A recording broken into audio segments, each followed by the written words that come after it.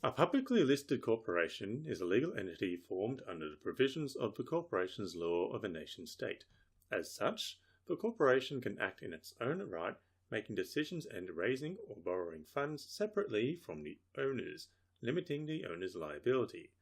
It is listed on a formal stock exchange and issues shares, or stock, as part of an initial public offering, in order to raise equity to fund the operations or production of the organization. These shares grant the holder a stake in the ownership of the company, and thus they can expect to receive a return on their investment in the form of dividends. Shareholders, as the owners of the corporation, have no right to participate in the day-to-day operations or management of the company. They do, though, elect the board of directors and have the ability to dismiss directors by vote at the annual general meeting. Now, the board of directors are responsible for determining the objectives and policies of the company. They appoint the executive management team and ensure that the corporation operates in the best interests of the shareholders, while the executive management are responsible for achieving the specified objectives and policies of the organization and to manage the day-to-day financial and operational affairs of the corporation. Executive management are accountable to the board of directors, who are accountable to the shareholders. Advantages of corporations. Having the ability to raise large amounts of funds cheaply through equity raising, investors are willing to purchase shares because the stock exchange provides an active secondary market for the sale of those shares.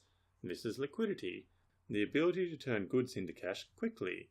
The shareholders' liability for the debts of the business is limited to the value of their shareholdings.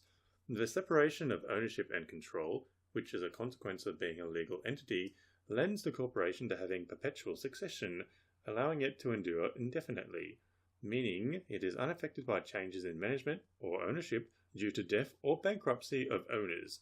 It also allows for the ability for management to have specialized skills and knowledge and to more effectively plan and implement strategic decisions. Corporations lend themselves to large-scale operations, which grants access to a larger and wider range of equity and debt sources of funds. Disadvantages. After touting the benefits of the separation of ownership and control, this also leads to the major disadvantage, known as the agency problem. Because managers are invariably no longer the owners of the corporation, they may act in a manner that serves their personal interests and not that of the corporation or the owners. This is countered through corporate governance policies to moderate the conflict of interest. Since investors have the ability to sell shares, dissatisfied shareholders can sell their shares, causing the share price to fall.